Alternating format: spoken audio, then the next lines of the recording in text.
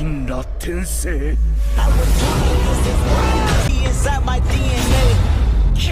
इस कहानी की स्टार्टिंग में हम देखते हैं हमारे मेन कैरेक्टर को जिसका नाम यांग चैंग होता है। वो अपने बॉस से बात कर रहा होता है। वो कहता है बॉस या वो कहता है जांग आखिरकार तू ऐसा कैसे कर सकता है साले, वो प्रोजेक्ट मैंने किया था तेरे लिए, समझा, तेरे लिए उस प्रोजेक्ट पे मेरे साइन होने चाहिए, समझा ना, क्योंकि मेन में ही उस सारे प्रोजेक्ट का करता धरता।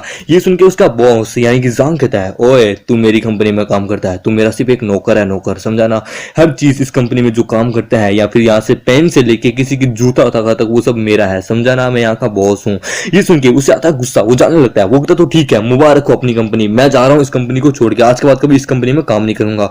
हम देखते हैं वो वहां पे अपना सामान पैक कर रहा होता है। तभी उसके दोस्त कहते हैं चैंग, वो कहता है यांग प्लीज जरा ठंडे दिमाग से काम ले, आखिरकार तेरे को तो पता है ये जांग कैसा है। ये सुन के फिर तभी दूसरे वाला कहता है देख यार अगर तू चला जाएगा तेरे पास कोई जॉब नहीं रहेगी तो तेरी जो गर्लफ्रेंड है उसका बाप अपनी बेटी का हाथ तेरे हाथ में कैसा देगा यार, जरा सोच के देख।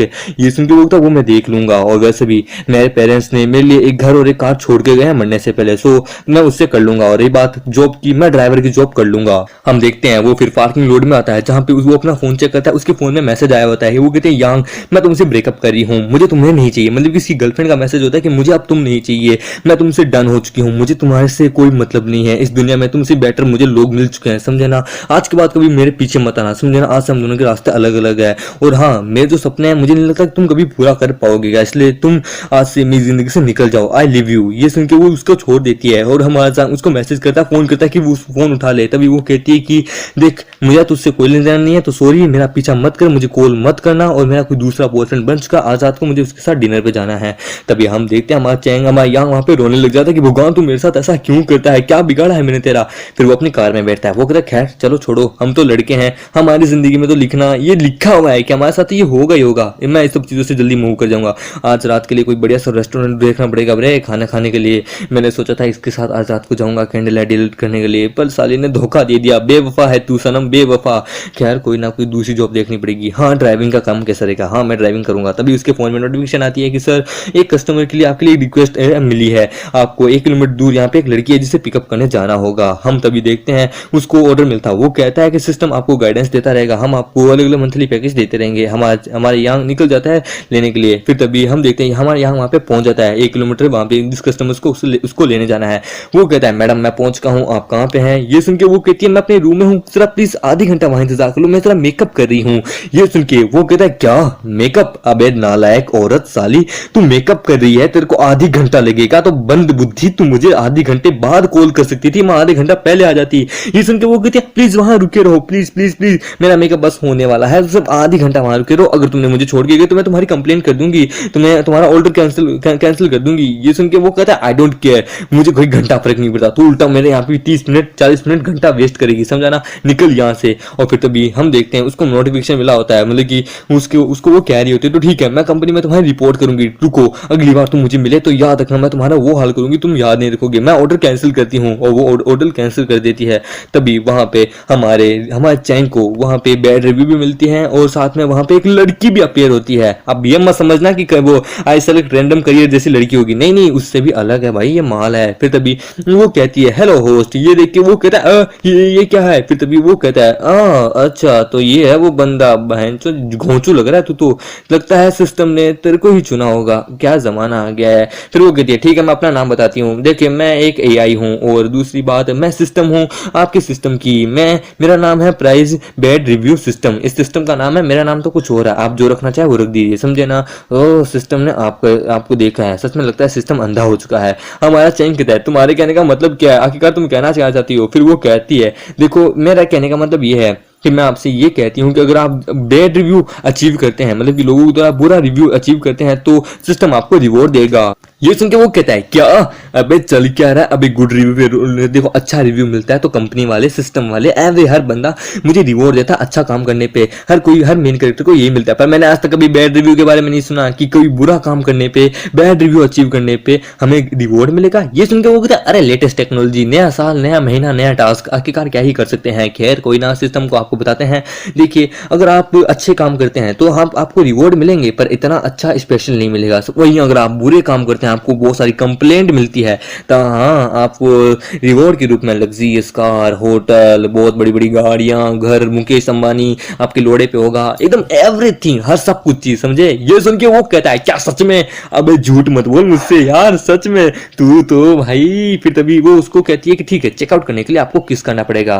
वो उसको किस कर लेती है, वो कहती है साइन आउट पूरा हुआ। फिर तभी वो कहती है ठीक है होस्ट, हम आपको बताते हैं अब आपको क्या करना है। देखिए सर, आपको अपने कस्टमर्स को ऑफेंड तो नहीं करना, मतलब कि वैसे उनको उनकी जगह पे तो छोड़ देना है, पर लेकिन उनको इतना परेशान करो कि वो कम से कम आपको बैड रिव्यू दे, समझे, इतने बैड रिव्यू दे कि आप इकट्ठा कर ले। पर लेकिन आपके लिए बेटर रहेगा कि आप इतने ज्यादा बैड रिव्यू भी इकट्ठा मत करें, मतलब कि 100% में से आपको 80% बैड रिव्यू अचीव करने हैं और 20% आपको गुड रिव्यू अचीव करने हैं, क्योंकि इस तरह जो आपकी जॉब है ना वो खतरे में आ सकती है, समझे ना। आपको अपने और आपको 20 लोगों में, आपको 100 लोगों में से 80 लोगों को पास से बैड रिव्यू लेने हैं और 20 लोगों में से अच्छे यानी कि गुड रिव्यू, 5 स्टार रिव्यू लेने हैं, समझे सर आप। फिर वो कहती है आपने अपना पहला बैड रिव्यू अचीव किया है, तो जिसके लिए सिस्टम आपको 80% एक शेयर होल्डर देता है। आपको जो आइलैंड होटल जो है यहाँ का, इस पूरे शहर का सबसे पावरफुल और सबसे बड़ा होटल आइलैंड होटल, आपको उसका सेकंड सबसे ज्यादा लार्जेस्ट शेयर होल्डर बनाती है। आपको 28% आपको वहां का शेयर होल्डर देती है। आज से आप वहां के 28% सेकंड लार्जेस्ट शेयर होल्डर है, समझे सर।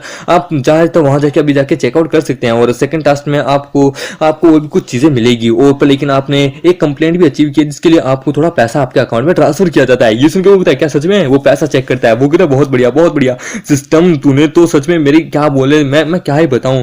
फिर तभी हम देखते हैं उसके सिस्टम में, उसके फोन में नोटिफिकेशन आता है कि सर आपके लिए एक और नई रिक्वेस्ट आई है। यहाँ पे 1.2 किलोमीटर दूर एक लड़की है, आपको जाके उसे पिकअप करना है। उसकी डेस्टिनी है आइलैंड होटल। ये सुन के वो होता आइलैंड होटल, अरे यार मैं वहीं पे जाने वाला था, अभी यकीन नहीं होता सच में। वाह क्या बात है, मेरे लक भाई घस घस के, मैं तो घस के लगा हूं लगता है आज, सच में, यानी अब मजा आने वाला है। हम देखते हैं वो उस लड़की के पास जाता है वो कहता है तो आप ही हैं वो लड़की जिसने मुझे यानी कि कैब का ऑर्डर किया था? ये सुन के वो कहती है हाँ। फिर वो कार में बिठाता है, उसे लेके जाने लगता है। इस लड़की का पूरा नाम होता है जिया, मतलब नाम इसका शॉर्ट नेम बोल रहा हूँ, जिया। वो कहती है तुम आखिरकार मिरर के अंदर से मुझे क्या देख रहे हो?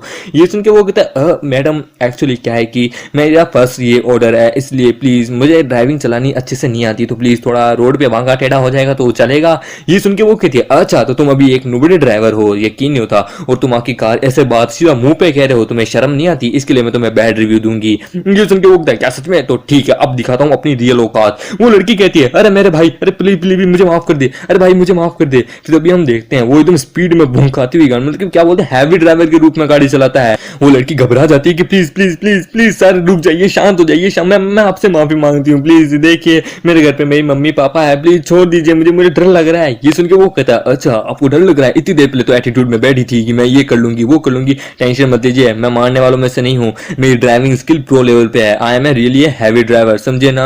और वैसे भी टेंशन मत लीजिए, बस यही रहेगा, आप मुझे भैया नहीं, भैया कभी जिंदगी में मत बोलना, मुझे डैडी बोलो, आई एम योर डैडी। ये सुन के वो कहती है ठीक है daddy, I am really sorry. फिर तभी हम देखते हैं वो उसे उसकी डेस्टिनी पहुंचा देता है। वो कहता है ठीक है आइलैंड होटल आ चुका है, चल अब धक्के मार के गेट से बाहर निकल गाड़ी से।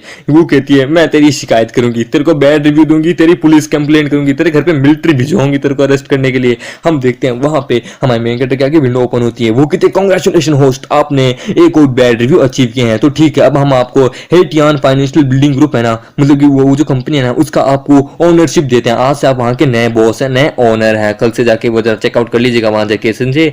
ये सुन के वो कहता है क्या सच में? वो कहता है अरे वाह यकीन नहीं होता, जिस कंपनी में मैं पहले काम करता था आज मैं वहीं का बॉस बन गया।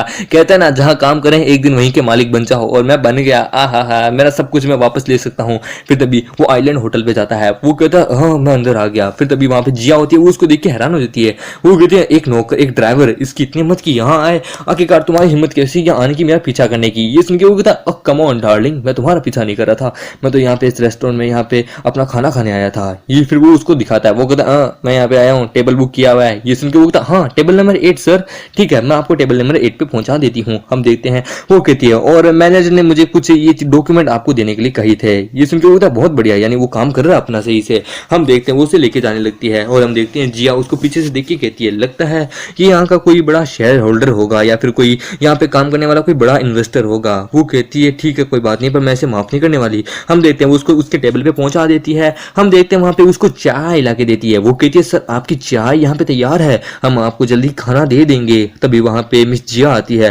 वो वहां पे एक बंदे से मिलती है। ये देख के वो कहता है ओह लगता है ये यहाँ पे किसी ब्लाइंड डेट पे आई है। खैर कोई ना। फिर तभी हम देखते हैं वहां पे दरवाजा खुलता है। वो कहता है अब कौन आ गया। हम देखते हैं वहां पे 3 लोग एंटर होते हैं एक बुढ़े के साथ। एक का नाम चेंग होता है, दूसरे का नाम ली होता है, बीच वाले का नाम और जो साइड में होती है ब्लू वालों वाली जिसका नाम है शाओ होता है, वो हमारे मेन कैरेक्टर की एक्स गर्लफ्रेंड होती है। ये देख के वो कहता है क्या बात है, लगता है अब माहौल बहुत ज्यादा इंटरेस्टिंग होने वाला है, लगता है मजा आएगा। हम देखते हैं तभी वहां पे जो चेंग जो होती है वो लड़की पीले वालों वाली, उसकी नजर हमारे यांग पे पड़ती है। वो कहती है मिस्टर ली मैं अभी आती हूँ, वहां पे मुझे मेरा एक दोस्त मिल गया, मुझे जरा उसके पास जाना है। ये सुन के होता है ठीक है। वो हमारे चैंग के पास वो हमारे यांग के पास जाती है। वो कहती है यांग तुम्हें लगता है अपनी औकात दिखानी पड़ेगी, शाओ ने तुम्हें छोड़ दिया था, तुमसे ब्रेकअप कर लिया था, पर लेकिन देखो जरा तुम एक बेशर्मों की तरह यहाँ उसके पीछे पीछे आ गए, क्या तुम यहाँ पे कोई प्रॉब्लम खड़ी करने आए हो क्या। ये सुन के वो कहता है चैंग मैं यहाँ पे कोई मुसीबत खड़ी करने नहीं आया हूँ समझे ना, और मैं तो यहाँ पे अपनी चाय पी रहा हूँ समझे ना, तुम जैसे बेकार के कुत्ते यहाँ से निकलो समझे ना, मेरे यहाँ पे टेबल में मत आओ, मैं वैसे भी यहाँ पे अपना कोई काम कर रहा हूँ। और मैंने कभी नहीं सोचा कि तुम लोग एक बुढ़े को एक डेट करोगे, पैसा सच में क्या है यार, बूढ़े आदमी से भी तुम लोग डेट करने के लिए तैयार हो, तब तो तुम अपना माल भी देने के लिए तैयार हो। ये सुन के उसे गुस्सा आ जाता है कि तेरी इतनी औकात। फिर तभी वहां पे ली आ जाता है यानी कि वही बूढ़ा आदमी। वो कहता है चैन क्या बात है तुम ठीक हो ना। ये सुन के वो कहती है हाँ मैं ठीक हूँ मिस्टर ली, टेंशन मत लीजिए, मैं यहाँ पे आपको जल्दी ही ज्वाइन करने वाली थी। ये सुन के वो कहता है तुम रो रही हो। फिर वो कहता है लगता है इस बंदे ने यहाँ पे कोई बहुत बड़ी मुसीबत खड़ी कर दी है, टेंशन मत लो मैं अभी इससे बात करता हूँ। ओए कौन है अभी तू छोकरे। ये सुन के वो कहता है मेरा नाम है शाओ, मेरा नाम है यांग चैंग और मैं शाओ का एक्स बॉयफ्रेंड हूँ और आज ही उसने मुझसे मेरा ब्रेकअप किया है। लगता है तुम्हें इस बारे में पता नहीं है, पर लगता है क्या जमाना आ गया है, इस जैसी खूबसूरत माल एकदम सनी लियोनी जैसी लड़कियां तुम जैसे बुढ़े आदमियों को पैसे के लिए अपडेट कर रही है सच में। ये सुन के वो ली कहता है जाओ क्या ये सच बोल रहा है। ये सुन के वो रोने लगती है। वो कहती है नाटक कर दिया कि हाँ नहीं ऐसी बात नहीं है, एक्चुअली मैं तो इससे बहुत लंबे समय से पहले से ब्रेकअप करना चाहती थी, पर लेकिन ये मुझे एग्री नहीं कर रहा था, मुझे स्टॉक कर रहा था, मेरा पीछा कर रहा था, मुझे कह रहा था कि मेरे साथ एक रात सो जा, मैं तेरे लिए सब कुछ करने के लिए तैयार हूँ। ये सुन के वो था ओह मेरी जाओ बेबी तुम रो मत, टेंशन मत लो, देखो मैं हूं ना, मैं तुम्हारा अच्छे से ध्यान रखूंगा। फिर वो कहता है ओए सुन अब जाओ मेरी गर्लफ्रेंड है समझा ना, तो तू अपनी औकात में रह समझा ना, यहाँ से निकल दफा हो। फिर वो कहता है ओए तेरा मैनेजर कहाँ है, आखिरकार मैनेजर को बुला, मुझे उससे बात करनी है। ये सुन के वो था ठीक है। तभी वहां पे शाओ भी आती है। वो कहती है यांग चैंग तुम्हारे लिए बेटर रहेगा यहाँ से धक्के मार के यहाँ से चुपचाप निकल जाओ, नहीं तो सिक्योरिटी तुम्हें धक्के मार के बाहर निकालेगी ना तो फिर तुम्हारी अकल ठिकाने पे आएगी। हम देखते हैं ये सारी चीजें जियान भी देख रही होती है। वो कहते हैं ओह देखने से तो लगता है जो माहौल जो है वो बहुत इंटरेस्टिंग बनता जा रहा है, बिना पैसा दे कोई लगता है फिल्म देखने को मिलेगी सच में। तभी हम देखते हैं उसका जो बॉयफ्रेंड जो होता है जिसके साथ वो आई होती है, वो कहती है जिया क्या तुम इस लड़के को जानती हो। ये सुन के बोलते हैं नहीं ऐसी बात नहीं है, मुझे गलत मत समझना, पर ये एक कैब ड्राइवर है जिस कैब में मैं आई हूँ यहाँ पे समझे ना। चलो मैं तुम्हें पूरी बात बताती हूँ। आज एक्चुअली इसने मेरे साथ बहुत ज्यादा रूडली पेश आने की कोशिश की है, इसका आज मूड खराब था तो मैंने बस इसका हल्का सा थोड़ा मजाक उड़ा दिया था और इसने मेरे साथ बदतमीजी करने की कोशिश की और इसने गाड़ी इतनी जोर से भगाई कि मैं क्या बताऊं, ये मतलब से मुझे जान से मारने वाला था और इसने मुझे जबरदस्ती डैडी बोलने को भी कहा कि मैं इसे डैडी बोलूं। मैंने ऐसे बैड रिव्यू भी दिए इसलिए इसने मुझे गाड़ी से धक्के मार के बाहर निकाल दिया। ये सुन के वो कहता है क्या उसने तुम्हारे साथ सच में ये सब कुछ किया। मैं तुम टेंशन मत लो, तुम्हारी इस चीज का बदला मैं लूंगा, मैं भी जाके इसे सबक सिखाता हूँ। वो वहां जाने लगता है, जिया उसे रोकने लगती है। वो कहता है ओए सुन मेरी बात सुन छोकरे, तूने मेरी गर्लफ्रेंड को ऑफेंड किया। ये सुन के वो कहता है ओए तू कौन है, तू यहाँ पे क्या प्रॉब्लम मचाने आया है क्या। ये सुन कहता है, वो कहता है कि देख मेरा नाम जांग है समझे ना, और मैं अपनी गर्लफ्रेंड के साथ यहाँ पे ब्लाइंड डेट पे आया हूँ, और अगर तू मेरी गर्लफ्रेंड जिया के साथ मिलके तू कुछ भी करने की कोशिश कर रहा है तो मैं बता दूं समझे ना, इसके साथ कुछ मत करना, ये मेरी है, इसके सामने तू पैरों में गिर, इससे माफी मांग, जो कुछ तूने इसके साथ पहले किया था, मैं तुझ पे थोड़ी रहम बरसाने के बारे में सोचूंगा। ये सुन के वो कहता है तेरी औकात नहीं है कि मैं तेरे सामने झुकूं समझा ना, ले मेरे तलवे चाट ले समझा ना, आखिरकार तेरा बाप है कौन भी जिस तरह तू इतना एरोगेंट पेशा रहा है। ये सुन के वो कहता है अच्छा मेरा बाप टियान मो इन्वेस्टमेंट ग्रुप का मालिक है समझे ना, वहां का प्रेसिडेंट है, और मेरे फादर ने इस आइलैंड होटल के अंदर बहुत ज्यादा इन्वेस्टमेंट किया है, वो यहाँ के एक इन्वेस्टर है समझे ना, मैं तेरे को यहाँ पे ब्लॉक लिस्ट भी कर सकता हूँ, ब्लैक लिस्ट कर सकता हूँ, हूँ, तेरे को यहाँ पे बैन कर सकता हूँ। ये सुन के वो कहता है अच्छा ठीक है, यानी तुम एक अमीर बिगड़ेली बाप की औलाद हो। तभी वहाँ पे मैनेजर आता है, वो कहता है मिस्टर ली, कितना समय हो गया आपको देखा नहीं। मिस्टर सांग आप भी यहाँ आए हैं, वाह सच एक कमाल का कोइंसिडेंस है, आप दोनों यहाँ पे आए हैं। ली कहता है ओए सुन मैनेजर, मैं यहाँ पे आज अपनी गर्लफ्रेंड का बर्थडे सेलिब्रेट करने आज रात को यहाँ पे खाना खाने के लिए आया हूँ, पर लेकिन उसका एक्स यहाँ पे आके बहुत गड़बड़ पहुंचा रहा है, समझा ना। मैं चाहता हूँ कि दूसरे धक्के मार के यहाँ से निकाल दे। सांग भी सेम यही बात कहता है कि मैं अपनी गर्लफ्रेंड के साथ यहाँ पे डेट पे आया हूँ और एक बंदा जो कि यहाँ पे हमारे साथ बदतमीजी कर रहा है, मैं चाहता हूँ कि दूसरे धक्के मार के यहाँ से निकाल दे। ये सुन के वो कहता है अच्छा ये बात है, अरे कौन है वो पागल आदमी जो कि आप दोनों से महान आदमियों से पंगा ले रहा है। ये सुन के वो दोनों उस हमारे आंख के ऊपर इशारा करते हैं कि ये देखो ये जो बंदा देख रहा है ना चाय पी रहा है, ये बंदा, उसको देख के मैनेजर की दुनिया हिल जाती है। वो कहती क्या, अबे बाप रे ये बंदा, ये तो वही वो फोटो वाला बंदा है जिसको बोर्ड में दिखाया गया था सारे शेयर होल्डर्स ने, इसको सबसे बड़ा शेयर होल्डर क्योंकि यहाँ के हमारे यहाँ का सेकंड सबसे बड़ा शेयर होल्डर है ये, यानी कि हमारा आधा होटल तो इसी के अकेले के नाम ही है। फिर वो कहता है सिक्योरिटी जल्द से जल्द यहाँ आओ और इन दोनों नालायकों को यहाँ से निकालो। ये सुन के वो कहते हैं हाँ क्या।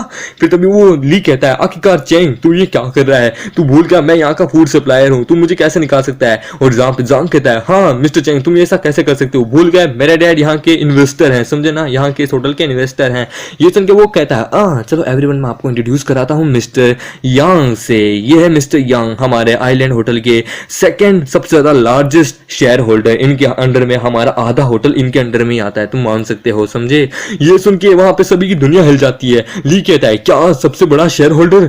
फिर तभी ये सुन के जिया जो होती है वो कहती है ओ माय गॉड ये सबसे बड़ा शेयर होल्डर है, यानी कि इसकी जिंदगी ये एक बहुत एक्सपेंसिव लाइफ जीता है, तो भी ये एक क्या बोलते हैं एक केब ड्राइवर है, क्या मजाक चल रहा है। एक मिनट शायद मैंने कोई गलत बंदे को ऑर्डर कर लिया था, नहीं यार मैं शायद गलत कैसे हो सकती हूँ यार, यकीन नहीं होता इतना बड़ा अमीर आदमी है। फिर तभी हम देखते हैं हमारा यांग कहता है, वो कहता है मिस्टर ली अब हमें आपकी जरूरत नहीं है, अब हमें आपकी फूड सप्लाई की जरूरत नहीं है, आप यहाँ से जा सकते हैं। और मिस्टर जांग हमें आपके फादर की फंडिंग की जरूरत नहीं है, आप वो भी ले सकते हैं और इन दोनों को धक्के मार के निकालो। जो हमारे मेन कैरेक्टर की जो एक्स जो होती है वो तो रोने लग जाती है कि भगवान दुनिया की सबसे बड़ी बेलबुद्धि औरत शायद तक मैं ही हूँ, मैंने यांग चैंग जैसे इतने अमीर इतने कमाल के बंदे को मैंने छोड़ दिया, धोखा दे दिया, वो भी क्यों, बस थोड़े पैसे के लिए। मुझे लगा इसके पास पैसा नहीं है पर ये तो यहाँ का सबसे बड़ा शेयर होल्डर निकला, यानी सेकंड शेयर होल्डर, मतलब कि इसने यहाँ पे $2-3 बिलियन तो इन्वेस्ट किए ही होंगे, तभी तो सबसे बड़ा शेयर होल्डर बना है। भगवान क्या मैं इसके पैरों में गिर के इससे माफी मांगू, चलो करके देखते हैं।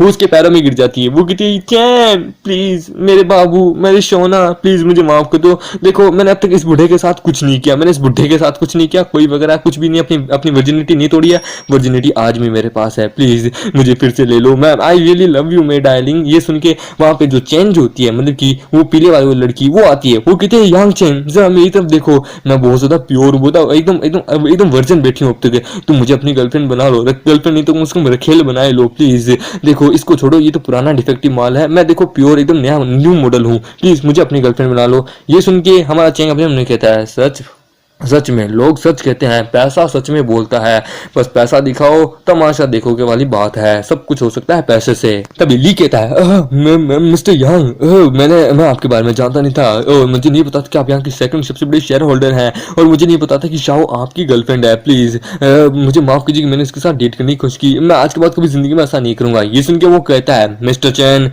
क्या आप इन लोगों को यहाँ से धक्के मार के निकालते हैं या फिर मुझे खुद कष्ट करना होगा। ये सुन के वो कहता आए सर टेंशन मत लीजिए, वो सिक्योरिटी को बुलाता है, सिक्योरिटी उन तीनों को धक्के मार के बाहर निकाल देती है। फिर तभी हम देखते हैं जो मैनेजर जो होता है वो कहता है सर मिस्टर जांग जो है इनके फादर हमारे यहाँ के सबसे बड़े इन्वेस्टर हैं, मतलब कि आपसे तो इनकी औकात बहुत ज्यादा कम है, ये क्योंकि आप सेकंड सबसे बड़े लार्जेस्ट शेयर होल्डर हैं, पर लेकिन इन्होंने भी हमारे होटल में इन्वेस्ट किया है। ये सुन के वो कहता है हाँ तो मैं क्या करूँ, क्या मैं बोर्ड में जाके इनके बारे में कुछ कहूँ, 2-3 शब्द कहूँ, हैं तू क्या चाहता है कि मैं इनसे डर गया। ये सुन के वो कहता है नहीं सर। फिर वो कहता है ठीक है टेंशन मत लो, सिक्योरिटी जैसे जल्द आओ और इस बंदे को ब्लैक लिस्ट कर दो, और ये यहाँ पे ये और इसका फादर यहाँ कभी आना नहीं चाहिए, इनको यहाँ पे ब्लॉक बैन कर दो और इनको यहाँ से निकाल दो और इनको फंड वापस दे दो। ये सुन के जो जांग जो होता है वो कहता है ओए चैंग तू ये कैसी बातें कर रहा है, आखिरकार तू मुझे ब्लैक लिस्ट कैसे कर सकता है, तू इसकी बात कैसे सुन सकता है, देख भले ही ये यहाँ का सबसे बड़ा सेकंड शेयर होल्डर है पर लेकिन मेरे फादर ने भी इस होटल में इन्वेस्ट किया है, समझा ना, तुम मुझे ऐसा धक्के मार के निकाल नहीं सकता। फिर वो कहता है कोई बात नहीं, हम यहाँ पे इस होटल में रहेंगे ही नहीं, चलो जिया हम किसी और होटल में चलते हैं, वहां जाके खाना खाते हैं। हमारा हमारा यांग अपने मन में कहता है जिया, इस लड़की ने पहले मुझे बहुत ज़्यादा परेशान करने की कोशिश की है, चलो इसका थोड़ा लेता हूँ, पर लेकिन इसका फिगर, इसका बॉडी, इसका लुक मुझे बहुत ज़्यादा इंटरेस्टिंग लगा, मेरा तो दिल आ गया इस पे, क्यों ना इसको अपनी गर्लफ्रेंड बना ली जाए, हाँ ये सही रहेगा।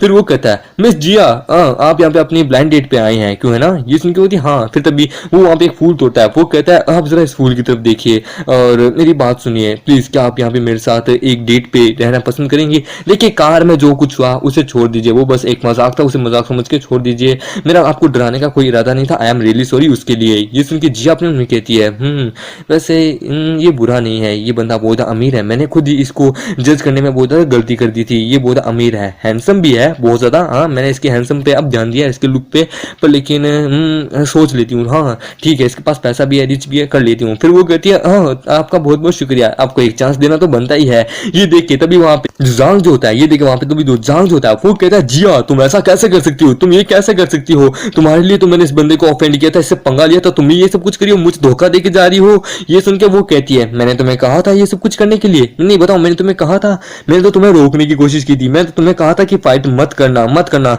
अब वो तो तुम खुद ही अपना ईगो, अपना एरोगेंट दिखा के चले गए थे इससे फाइट करने, अब तुम्हारे साथ जो हुआ उसका पछतावा तुम खुद करो। ये सुन के वो था ठीक है तो लड़की देख लूंगा, लगता है मुझे तुझे एक अच्छा सबक सिखाना ही होगा, तेरे लिए मैंने ये सब कुछ अरेंजमेंट की थी, सब कुछ ये इतनी बेइज्जती सही तेरे लिए, तेरे कारण मुझे यहाँ से ब्लैकलिस्ट किया गया है, इस चीज का बदला तो लूंगा। हम देखते हैं तभी हमारा यांग आता है, वो जिया को टेबल पे बिठाता है, वो कहता है मिस जिया शांत हो जाइए, इसकी इतनी औकात नहीं है कि ये यहाँ पे कुछ करे, मैं इसे अभी धक्के मार के निकलवा दूंगा। हम देखते हैं तभी वहाँ पे जांग आता है, वो कहता है लड़की तू आज मरेगी, तेरा मुंह आज मैं तोड़ दूंगा, ये बोल के उसके ऊपर अटैक करने वाला होता है। तभी वहाँ पे हमारा यांग आ जाता है, वो कहता है excuse me mister gentleman, please ये होटल मेरा है, मेरे होटल में कोई फाइटिंग नहीं, समझे ना, समझे, अगर आपने फिर से कुछ करने की कोशिश की तो आपके हाथ पैर तोड़ दिए जाएंगे। वहां पे मैनेजर आता है, वो कहता है सिक्योरिटी इसे बाहर निकालो धक्के मार के, वो उसे बाहर निकाले होते हैं धक्के मार के, जाते समय भी वो धमकी देके जा रहा होता है। हमारा चेंग उसको ड्रिंक ऑफर करता है, वो कहता है मिस जिया चलिए मैं आपको सबसे पहले अपना इंट्रोडक्शन देता हूँ, मेरा नाम यांग चेंग है और मेरे पास, और मैं इस पूरे होटल का मालिक हूँ, यानी कि आधा शेयर होल्डर हूँ, सबसे बड़ा सेकंड शेयर होल्डर। ये सुनकर वो कहती है ओ हाँ मैं भी अपना इंट्रोडक्शन देती हूँ। वो कहती है मेरा नाम यांग, मेरा नाम वांग जिया है और सॉरी मैंने आपको बैड रिव्यू दी, मैं अपना बैड रिव्यू वापस ले लूंगी, पर लेकिन आपका थैंक यू, आपने मेरी मदद की, मुझे जांग जैसे बंदे से बचाने के लिए। ये सुन के वो था अरे इसकी जरूरत नहीं है, और रही बात बैड रिव्यू, अरे वो रहने दीजिए, वो मेरे पास ही रहने दीजिए, अरे वो हमारी पहली मुलाकात की निशानी हो जाएगी, इसलिए चलिए चेस करते हैं। वो दोनों वहाँ पे पीने लगते हैं, दो अंकल आंटी उनको देख रहे होते हैं। आंटी कहती है वाह सच में ये बंदा बहुत अमीर है, इसके पास मतलब कि पैसा है और ये बहुत हैंडसम भी है, सच में ये लड़की इसके साथ ब्लाइंड डेट पे आई है, काश अगर मेरी बेटी अब्रोड नहीं होती तो मैं तो अपनी बेटी को इस लड़के के साथ सीधा शादी ही करा देती, अगर मुझे ये सब कुछ पता होता। उसका साइड में जो अंकल बैठा होता है वो कहता है सच में पैसा है तो सब है, सच में। फिर तभी हम देखते हैं जिया कहती है तो आपके पेरेंट्स क्या काम करते हैं मिस्टर यांग? ये सुन के वो कहता है मेरे पेरेंट्स वो एक कार एक्सीडेंट में मारे गए थे 1 साल पहले, पर लेकिन इसलिए तो मैंने एक कार ड्राइवर की काम शुरू किया, पर लेकिन मैं यहाँ का सबसे बड़ा शेयर होल्डर भी हूँ।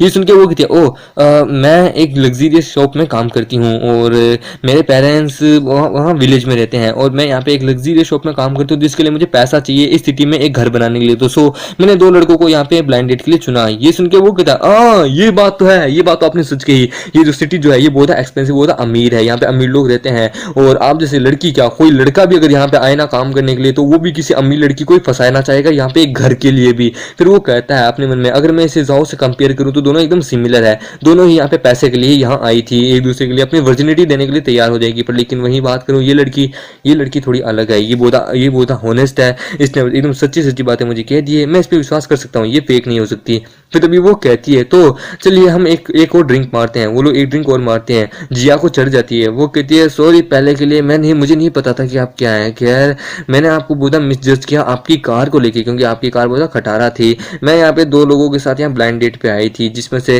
पहला बंदा तो बड़ा अच्छा निकल गया, पर लेकिन दूसरा बंदा जो है वो मुझे किस करना चाहता था, मेरे साथ वो सब करना चाहता था। ये सुन के वो कहता है हाँ ये सा हो सकता है, मेरे ख्याल से तब तो आप शायद उसमें इंटरेस्टिंग नहीं होगी, तभी तो आपने उसको किस नहीं किया था, नहीं तो आप उसको रिफ्यूज ही क्यों करती किस करने के लिए। ये सुन के वो कहती है अरे नहीं नहीं ऐसी बात नहीं है, देखो तुम गलत समझ रहे हो, देखो इंटरेस्टेड हूँ या नहीं हूँ वो उसके किस पे डिपेंड नहीं करता, ना ही उसकी बॉडी पे, बात तो कुछ और ही है। देखिए मैं अगली बार से सब चीज़ों पे ध्यान रखती हूँ, पर मैंने उसमें लापरवाह हो गई थी। ये सुन के वो कहता है देखो डेट में प्यार में किसी प्रकार के कोई रूल्स लागू नहीं होते, किसी प्रकार के कोई रिस्ट्रिक्शन नहीं है, किस से सब कुछ हो सकता है। और पहली मुलाकात में किस करना हाँ थोड़ा वियर्ड है, पर लेकिन हाँ अगर पहली मुलाकात में एक दूसरे को बहुत ज़्यादा जान जाए तो प्यार होना ज़रूर, तो प्यार अवश्य होता है, किस विस भी होना है। और हाँ थोड़ा वो सब भी हो ही जाता है, किसी रूम ओयो वोयो बुक कर ले तब तो होना ही है।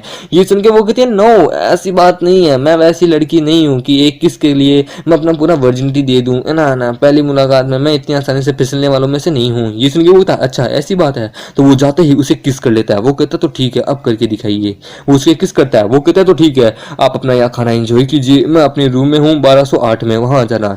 ये सुन के वो वहाँ से चला जाता है। ये सुन के वो कहती है इसने मुझे किस किया और मैंने बिल्कुल भी हेजिटेट बिल्कुल किसी प्रकार का रेजिस्टेंस भी नहीं किया। आखिरकार मेरे शरीर में बोलता मुझे गर्मी फील हो रही है, मेरा दिल बहुत जोर से धड़क रहा है, मैं क्या करूं। उसने तो अपना रूम नंबर भी बताया, क्या मुझे वहाँ वो इनवाइट करना चाहता है, वो क्या करना चाहता होगा, मैं क्या करूं मुझे समझ नहीं आ रहा, मुझे बहुत शर्म आ रही है। हम तभी देखते हैं हमारे यांग को जो कि नहा धो के अपने कमरे से बाहर निकलता है। तभी वहां पे उसके दरवाजे पे कोई आता है। ये देख के वो कहता है हाँ लगता है कोई आया है। वो जाके दरवाजा खोलता है। वो कहता है हाँ मिस जिया आप यहाँ। वो जाते ही उसे किस कर लेती है। वो कहती है जान मैंने तुम्हें मिस किया। फिल्म देखती है। वो कहती है मेरा शरीर मुझे बहुत ज़्यादा अंदर बहुत ज़्यादा हॉट फील हो रहा है, बहुत ज़्यादा हॉट, मुझे कुछ होने लग रहा है, कुछ चीज़ चढ़ रही है मुझे। ये सुन के वो कहता है लगता है तुम्हें दारू चढ़ रही है। फिर तभी वो उसके सिक्स पैक देखती है, उसके उसके क्या बोलते हैं चेस्ट देखती है। वो कहती है इसकी चेस्ट बड़ी है, इसके सिक्स पैक है, मस्कुलर है। फिर वो उसे उठा लेता है। वो कहता है मिस जिया तो क्या आप। ये सुन के वो कहती है मैं तैयार हूँ उसके लिए। हम देखते हैं वो दरवाजा बंद करता है, उसे बेड पे पटकता है और भाई साहब मैं क्या ही बोलूँ, हाँ पेलम पलाई शुरू हो जाती है। इन दोनों के बीच में वो सब कुछ हो जाता है। अगले दिन सुबह हमारे यांग की नींद खुलती है। वो कहती है वो चली गई, वो चली गई है हाँ कोई बात नहीं। फिर तभी वो वहाँ पे टेबल पे वो वहाँ पे बेड पे देखता है जहाँ पे खून होता है। ये देख के वो कहता है लगता है ये उसका फर्स्ट टाइम था और मेरा भी फर्स्ट टाइम था, हम दोनों ने अपनी वर्जिनिटी खो दी। तभी वो वहाँ पे टेबल पे पैसे और एक लेटर देखता है। वो कहता है पैसे और लेटर। फिर तभी वो लेटर को पढ़ता है, उसमें लिखा होता है। वो कहता है कल जो तुमने किया वो एक बहुत अच्छा काम था, तुम्हारा शुक्रिया, और उसके लिए मैं तुम्हें 3000 युआन भी दे रही हूँ तुम्हारा ऐसा अपना ध्यान रखने के लिए, ओके। और मैं फिर जरूर आऊंगी तुम्हारे पास। और हाँ यहाँ लिखा है किसी और लड़की को डेट करने के बारे में सोचना भी मत, अब से तुम मेरी जिंदगी में हो, समझे, तुम मेरे इकलौते बॉयफ्रेंड हो और अपना ध्यान रखना, समझे ना। और मैं फिर से जरूर आऊंगी और अगली बार और ज्यादा जोर से करेंगे। ये सुन के वो कहता है लगता है ये लड़की मुझ में बहुत इंटरेस्टेड हो चुकी है। वाह।